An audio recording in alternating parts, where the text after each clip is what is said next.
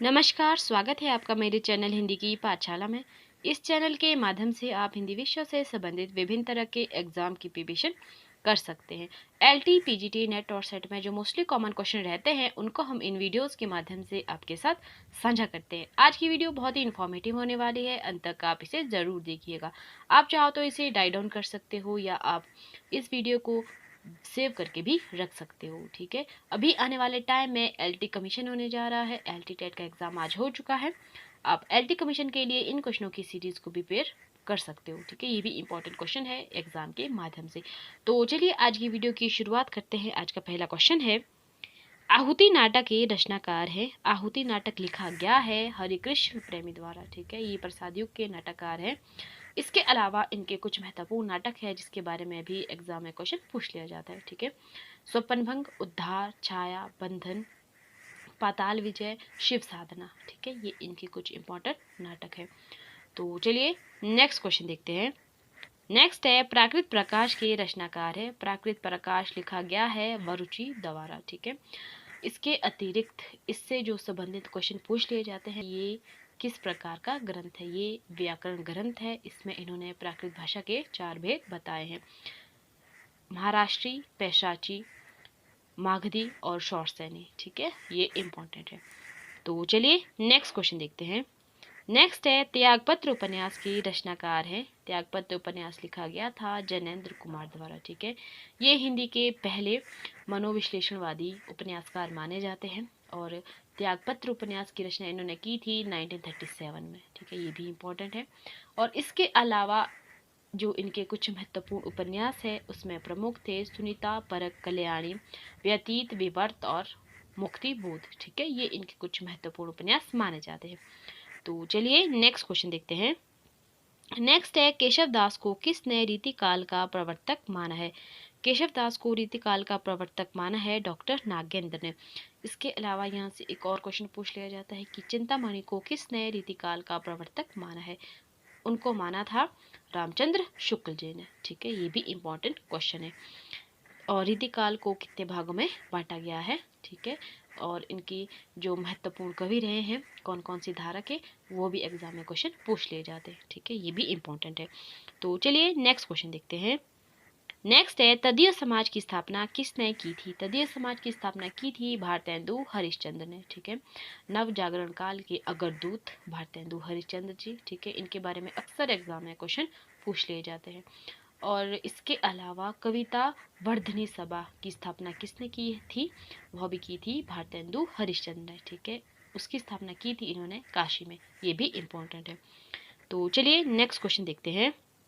Next है, आलोचना पत्रिका कहाँ से निकलती थी? आलोचना पत्रिका निकलती थी दिल्ली से। ठीक है, यह त्रैमासिक पत्रिका थी और इसका संपादन किया था शिव सिंह चौहान ने 1951 में। ठीक है, इसके अलावा इनकी एक और पत्रिका थी आजकल, ये भी इम्पोर्टेंट है। और शिव सिंह चौहान के बाद आलोचना पत्रिका का संपादन किया था अरुण कमल ने। ठीक है, तो चलिए नेक्स्ट क्वेश्चन देखते हैं। नेक्स्ट है, अवहट का क्या तात्पर्य है? अवहट का तात्पर्य है परिनिष्ठ, अपभ्रंश। ठीक है, और अवहट का पिछली वीडियो में भी हमने डिस्कस किया था कि जो अवहट शब्द है वह पहले किसमें प्रयोग हुआ है? वह हुआ है वरण रत्नाकर। ठीक है, जो रचना है ज्योतिश्वरी ठाकुर की, 14वीं शती में इन्होंने इसकी रचना की है। ये भी इम्पोर्टेंट है। ठीक है, तो चलिए नेक्स्ट क्वेश्चन देखते हैं। नेक्स्ट है, भारतीय वृत्ति किस रस से संबंधित है? भारतीय वृत्ति संबंधित है अद्भुत रस से। ठीक है, रस सिद्धांत को जो स्थापित करने वाले कवि माने जाते हैं वह है संस्कृत के महान आचार्य भरत मुनि। ठीक है, और इन्होंने रसों की संख्या 8 मानी है। ये भी इम्पोर्टेंट है। ठीक है, ये पूछ लिया जाता है एग्जाम में। और इसके अतिरिक्त जो स्थायी भाव रहते हैं रसों के, उनके बारे में भी एग्जाम में पूछ लिया जाता है। अद्भुत रस का स्थायी भाव है विस्मय। ठीक है, ये इम्पोर्टेंट है। तो चलिए नेक्स्ट क्वेश्चन देखते हैं। नेक्स्ट है, काव्यादर्श किसका ग्रंथ है? काव्यादर्श ग्रंथ लिखा गया है दंडी द्वारा। ठीक है, इसमें इन्होंने वैदर्भी और गौणी रीति, ठीक है, इसके जो भेद है उनको स्पष्ट किया है। ये भी इम्पोर्टेंट है। और इनका जो समय माना जाता है वो 7वीं शताब्दी माना जाता है। ठीक है, तो चलिए नेक्स्ट क्वेश्चन देखते हैं। नेक्स्ट है ब्रज माधुरी सार इतिहास ग्रंथ के रचनाकार है। यह लिखा गया था योगी हरि द्वारा। ठीक है, ये भी एग्जाम में क्वेश्चन पूछ लिया गया है यूजीसी नेट में। ठीक है, तो चलिए नेक्स्ट क्वेश्चन देखते हैं। नेक्स्ट है भाषा वह साधन है जिसके द्वारा व्यक्ति अपने विचारों को प्रकट करता है।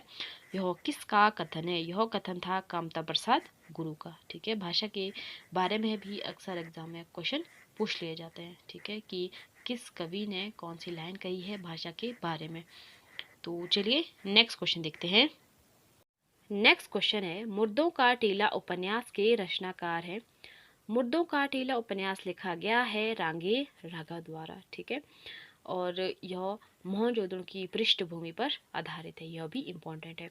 इसके अतिरिक्त इनके कुछ महत्वपूर्ण उपन्यास है जिसमें विषाद मठ, कब तक पुकारूं, जीवीक, आकाश और पक्षी। ठीक है, ये भी इनके कुछ महत्वपूर्ण उपन्यास माने जाते हैं। तो चलिए नेक्स्ट क्वेश्चन देखते हैं। नेक्स्ट है तुलसी चरित के रचनाकार कौन है? तुलसी चरित की रचना की थी रघुवर दास ने। यह क्वेश्चन यूजीसी नेट में 2018 में पूछा गया है। ठीक है, ये भी इम्पोर्टेंट क्वेश्चन है। तो चलिए नेक्स्ट क्वेश्चन देखते हैं। नेक्स्ट है यात्री उपनाम से किसने अपनी साहित्यिक रचनाएं की हैं? यात्री उपनाम से साहित्यिक रचनाएं शुरू की थी नागार्जुन ने। ठीक है, इनका जो रियल नाम था वो था वैद्यनाथ मिश्र। ये भी एग्जाम में पूछ लिया गया है। और इसके अतिरिक्त जो इनकी खड़ी बोली में पहली छपी थी रचना वो थी राम के प्रति। ठीक है, और वह छपी थी 1935 में और विशाल बंधु में। ठीक है, जो लाहौर से पत्रिका निकलती थी। ये भी इम्पोर्टेंट है। तो इनके कुछ महत्वपूर्ण रचनाएं हैं जिसके बारे में भी एग्जाम में क्वेश्चन पूछ लिए जाते हैं। भस्माकुर, युगधारा, खिचड़ी विप्लव देखा हमने। ठीक है, प्यासी पतराई आंखें, ये कुछ इम्पोर्टेंट की रचनाएं हैं। तो चलिए नेक्स्ट क्वेश्चन देखते हैं।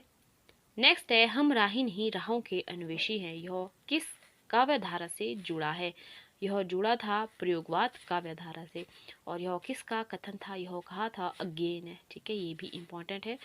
और प्रयोगवाद का जो समय माना जाता है वह 1943 से अज्ञेय के तार सप्ताह के प्रकाशन से माना जाता है। ठीक है, ये इम्पोर्टेंट है, ये पूछा जाता है एग्जाम में।